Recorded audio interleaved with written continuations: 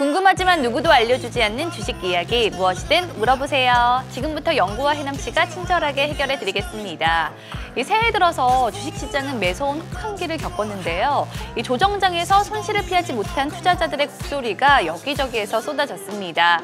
그런데 이런 투자자들의 곡소리가 매수 시그널이 될 수 있다고 하죠? 예, 맞습니다. 투자자들의 곡소리가 나는 종목들을 사들여서 수익을 낸다는 그런 의미로서 곡소리 매매법이라고도 하는데요. 심리 투자의 일종입니다. 하지만 떨어지는 칼날을 기술도 없이 잘못 잡으면 어떻게 되느냐? 크게 베일 수도 있어요. 각별히 주의를 해주셔야 됩니다. 네, 그래서 오늘은 투자자들의 가슴을 멍들게 했던 주요 섹터의 반등 가능성을 이 세상 친절한 파이브스타 두 분과 함께 이야기 나눠볼까 하는데요. 먼저 오늘의 주제부터 확인해 볼까요? 지옥에서 천당으로 수익 급행열차 탈 주식은입니다. 과연 개미지옥에서 살아서 돌아올 주인공 누가 될까요? 첫 번째로 만나볼 섹터는 메타버스입니다. 지난해 메타버스는 가장 뜨거웠던 테마였지만 1월 하락장에서 관련주들 역시 속절없이 무너졌습니다.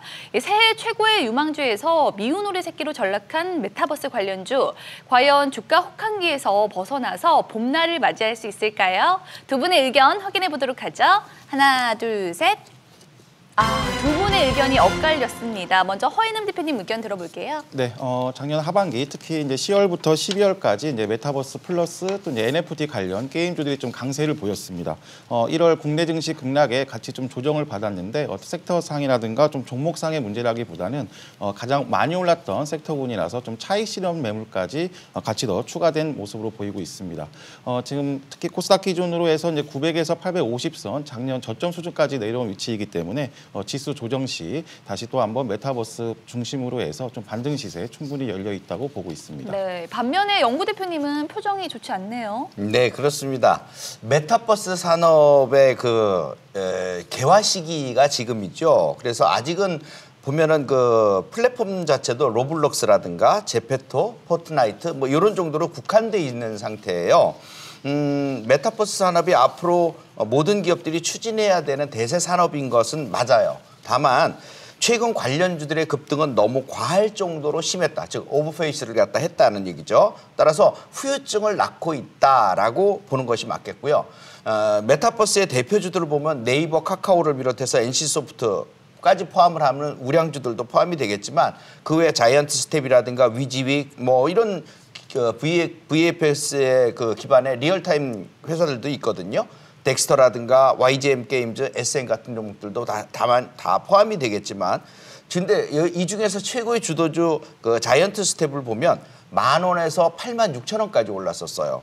그러다가 대시세를 내주고 지금 떨어진 상태잖아요. 이런 대시세를 내주고 떨어진 상태에서는 바로 못 갑니다. 좀 시간이 좀 필요하다는 얘기죠. 나쁘다는 게 아니고 시간이 필요해요. 그래서 당분간은 좀 등락 거듭이 되는 조정 구간을 좀 거친 뒤에야 움직일 수 있기 때문에 너무 이쪽만 좋다고만 생각할 필요 없고 좀 시세의 흐름들을 좀 보다가 들어가셔도 될 것 같다 이렇게 말씀드립니다. 네, 참고하시기 바라고요. 다음 만나볼 섹터는 IT 플랫폼입니다.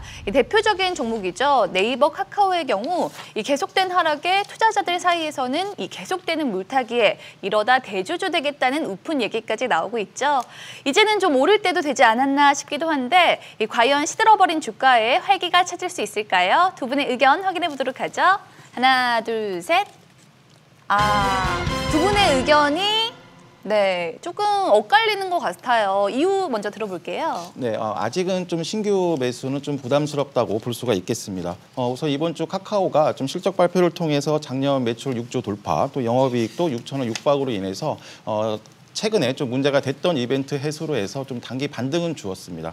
하지만 역시 좀 이 두 종목보다는 전체 국내 증시의 흐름을 먼저 좀 파악해야 되는데 코스피 기준 2,700선의 좀 지지를 확인하고 그 후에 신규 매수를 들어가도 빠른 전략으로 볼 수가 있겠습니다. 네, 그렇다면 이번에야말로 미워도 다시 한 번을 외칠 수 있을까요? 다음 만나볼 섹터는 엔터주입니다. 이 대장주라고 볼 수 있는 하이브의 주가 역시 올해 들어서 줄곧 내리막길을 걸었는데요. 그런데 최근 리오프닝 관련주가 다시 주목을 받으면서 또 엔터주 역시 반등 기대감을 키우고 있죠. 과연 개미지옥에서 천당으로 올라설 수 있을지 두 분의 의견 확인해 보도록 하죠. 하나, 둘, 셋. 이번에는 두 분 모두 긍정적인 의견 주셨네요. 이유 들어볼게요. 엔터주 투자는 오케이입니다. 오케이 사인 내려드립니다. 메타버스와 달리 꼭 코로나19 확산에도 불구하고 확실한 실적 호전을 가지고 있어요. 메타버스는 아직 실적이 동반되지 못하는 상황들이 많고요. 앞으로 성장할 것이라는 것만 있지만 엔터주들은 확실한 성장이에요. 그러니까 쉽게 얘기해서 2020년 코로나 시대를 거치면서 실적이 좀 나빠졌었지만 2021년도에 확실히 퀀텀 점프를 할 정도로 굉장히 영업이익이 좋아졌거든요. 이런 기업들이 결국은 또 실적과 동반해서 갈 수밖에 없다는 거죠. 하이브, SM 이런 종목들을 비롯해서 지금 많이 떨어지고 있는 신규 상장 종목 디어유라든가 또 기존 종목 JYP 엔터라든가 YG 엔터 같은 종목들을 포함해서 이런 종목들은 상승할 수 있는 여력들을 충분히 가지고 있어요. 그런데다가 요번 코로나가 이제 요번 오미크론을 갖다가 이제 고개를 갖다 넘고 나면 지금 움직임 자체도 굉장히 좋아지고 있거든요. 그런 의미에서 본다면 하이브도 15만 원에서 42만 원 갔다가 지금 폭락해갖고 시간을 많이 끌었잖아요. 이제부터는 여러분들이 봐주셔야 되는 시점이 되겠어요. 특히나 그중에서 여러분들 SM을 보시면 CJ ENM의 자금 투자에 대한 기대감까지 있거든요. 이런 점들을 보면 이런 엔터주들에 대한 투자는 여러분들이 좀 신경을 써셔도 좋을 만한 섹터다 이렇게 보여집니다.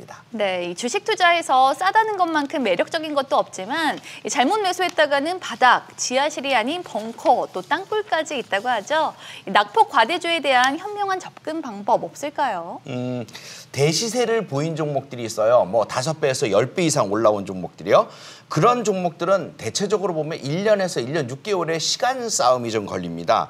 쉽게 얘기해서 바닥을 좀 만들어야 되는 그런 상황들이 생기는 거죠. 그러니까 너무 많이 떨어졌다고 했다고 지금부터 들어가게 되면 너무 일찍 들어가고서 기간적인 손해를 보게 되는 거죠. 그래서 낙폭과대 됐을 때 여러분들이 해야 되는 행동은 확실한 상승 전환의 패턴이 들어왔는지 이걸 확인한 다음에 매수를 해주면 충분할 것이고 거기에 실적까지 동반을 해준다면 금상첨화라고 볼 수 있겠습니다. 네. 네, 현재 국내 증시가 좀 전체가 주저앉는 위치라서 좀 반등 여력은 충분합니다. 전체적으로 좀 낙폭 과대라고 볼 수 있는데 그러나 시장이 좀 어느 정도 진정 후에도 좀 못 올라오고 있는 섹터군 종목군들은 낙폭 과대보다는 시장에서 소외된 종목군으로 접근하시는 게 좋습니다.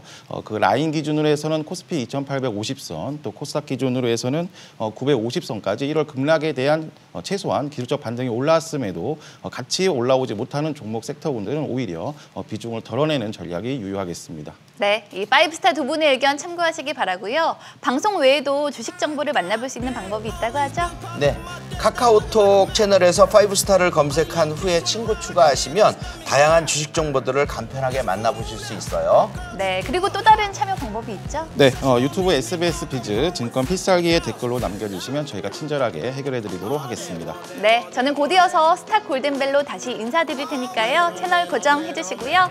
친절한 연구와 해남시 파이브스타 두 분과 함께 내일 더 부자 되세요.